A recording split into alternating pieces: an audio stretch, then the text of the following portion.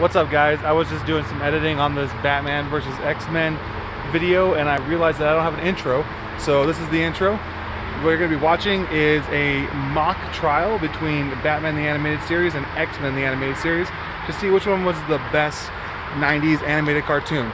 So check it out.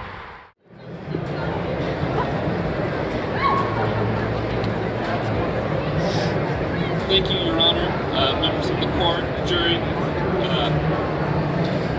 As we review this very important and heavy question of what's the best animated series in the 90s, I think it's most important that we reflect not only upon the commercial success and the fan acceptance, but as we define what best means, right? What best meaning the greatest good, or the most good that's done not only for animation, but for society as a whole. I'll define what best is. You give me your argument.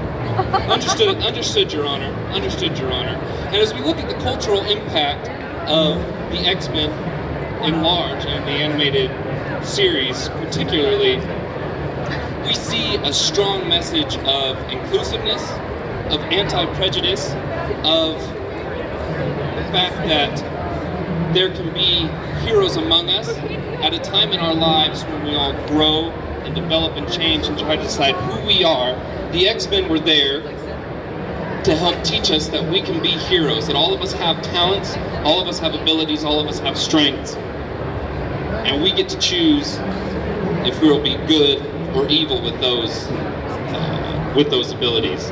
Now, that cultural impact has been so strong. You look at the past decade, 15 years, the amount of inclusiveness, the amount of anti-prejudice, that real world. I'm sorry, are you asking me to look? I'm just speaking to the Let's jury. hear evidence.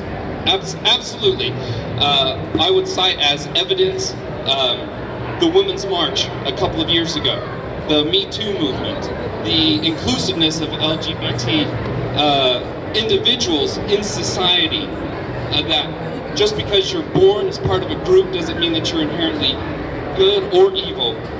But the X-Men in the 90s fought for all of us to be part of the same human family. And it's this generation that grew up with that have those ideas, that are able to... I would just like to remind opposing counsel, you can object to these statements. You should object to these statements. Your Honor, if he's going to open the door to inclusiveness and Me Too movement, we're going to go ahead and allow that and then use that as part of our cross. I allow. So there are certainly societal elements. There are also commercial and economic elements to argue as well. The specifics of a lot of those data we'll go through in rebuttal, but there's a longer runtime for the X-Men. There's a higher Google approval user rating even today. But I think as we consider best, we need to consider a wide definition of that term. Thank you, counsel. Nothing more? Great. We'll go over to Team Batman. Your Honor, my name's Dave Johns, and I'd like to introduce my co-counsel, Ashley Beasley. Today, we're going to spend some time talking about facts. Because as much as cultural impact happens, I think anybody could just open their eyes and see that Batman has had a far greater cultural impact than X-Men. We're talking financially, we can talk about a far greater financial impact.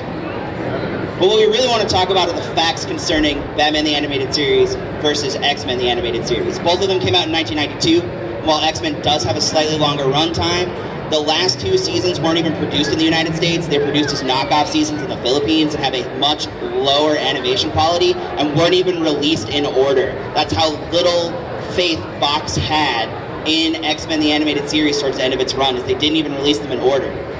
They didn't have any faith at the beginning of the series either. The first two episodes of X-Men the Animated Series produced, like... Objection. What is your objection? They were released not from lack of faith, but because they did not have them ready yet. Sustained. I mean, I could enter into evidence an IMDb article saying otherwise. Approach the bench.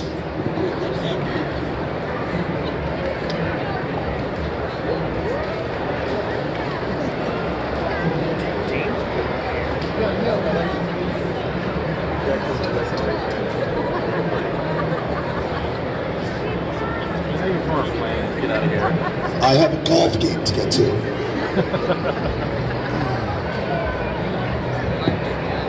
I have interviews that say otherwise, but they're YouTube videos and they're too long to give. Counselor, hold your tongue, or I'll have you in contempt.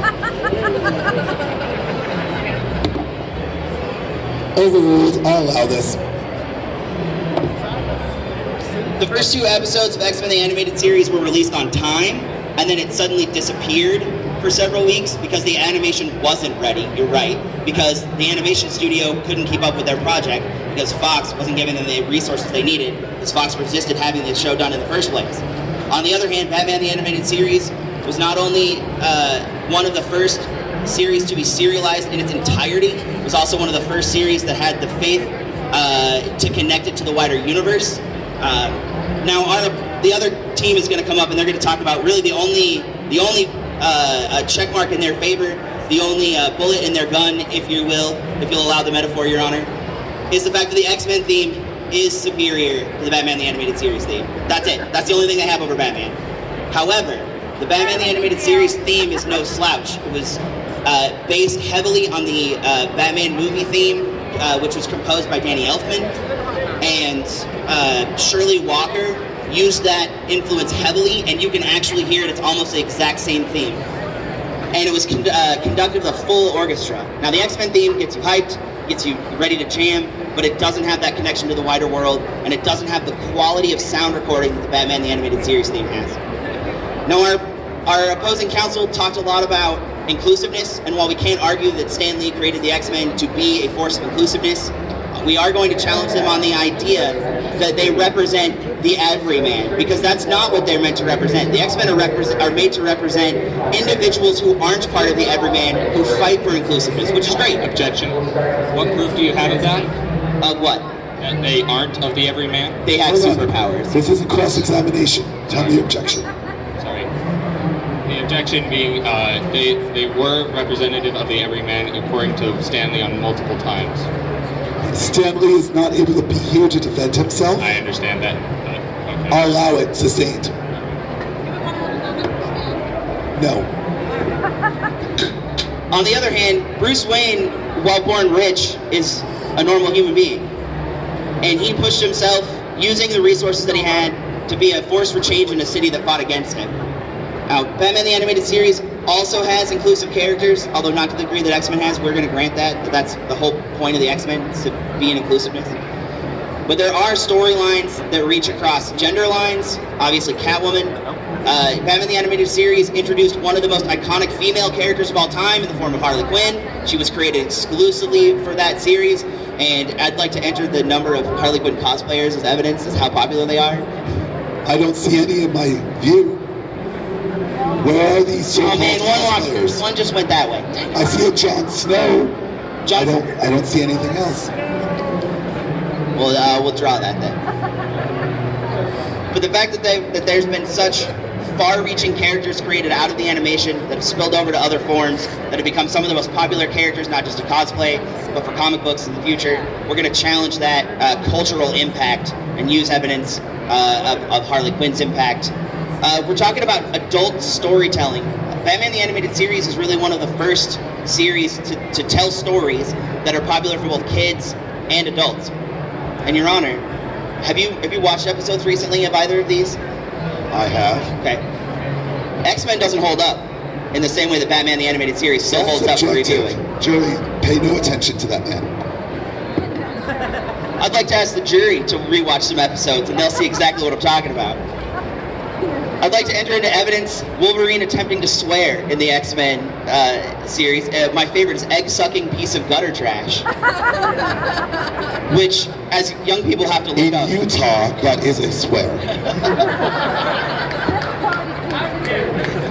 Well then, pardon my language. Those type of storylines, that type of writing simply doesn't hold up in the way the Batman TAS is. And I think we're going to go ahead and leave the facts entered into evidence. The last one I'd like to enter, IMDb on the list of all-time TV shows lists X-Men the Animated Series at 211, and Batman the Animated Series as not just one of the best animated shows of all time, but the 25th best television show of all time. That's according to IMDb rankings. That's nearly 200 spots apart. I don't think that's a contest. Counselors, I'd just like to point out something. That's how you do an argument. Would you like to rebut? I would. So, Your Honor, I would like to say that the people of X-Men the people of Batman are riding on the notoriety of a whole lot of other shows that came before them. From the Adam West Batman, from other Batman movies that came before, to propel them to success. While X-Men was nothing more than just a comic book, and even then, not even a very good selling comic book, that came into one of... Objection. X-Men's one of the best-selling Marvel titles. Sustained. It is a good selling title. It was, but still not very well known to a lot of people in the 90s. And with that, they were able to propel themselves to success that lasted just as long, if not a little bit longer, than the Batman animated series. And while we were able to propel that and move forward, they were lagging behind when it came to plot lines, because they had Villain of the Week, they had To Be Continued Part 1, 2, 3, and 4, and that maybe about it. While X-Men had a lot more overarching storylines lasting entire like seasons. 15 stories that are three-part. That they propelled, and were able to use that and started that a lot really with the animation industry. Thank you, Captain Marvel. Would you like to rebut?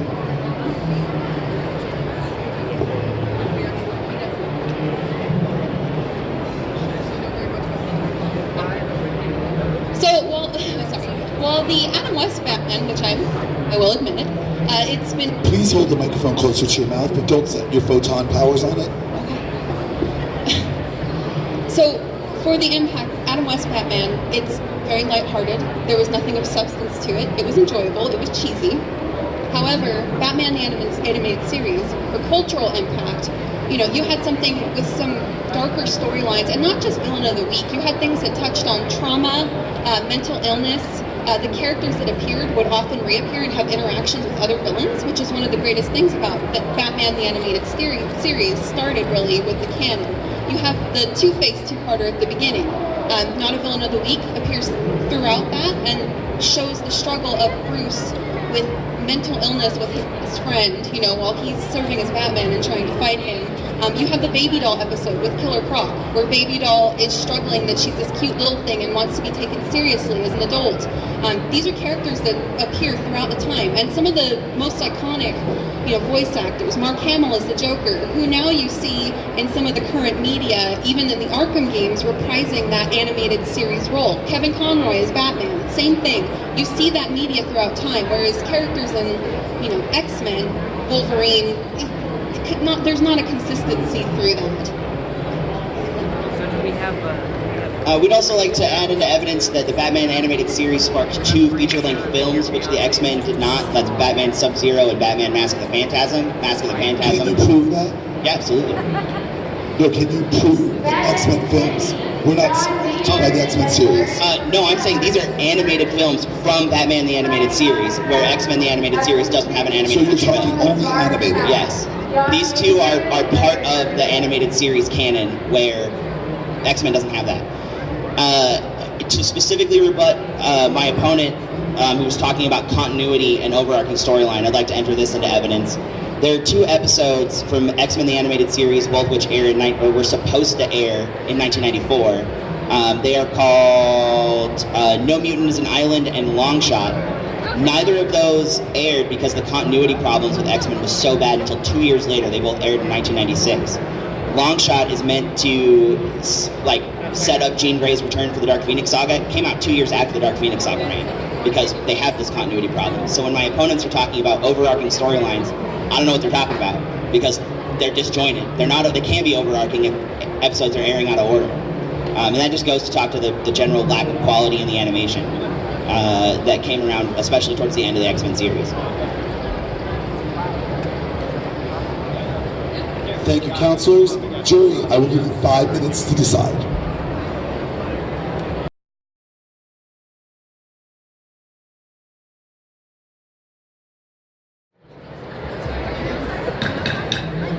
Our jury has returned a decision. They are not unanimous. It's the first time we've had this in stand-up court. Therefore, I make the deciding declaration of winning. Batman.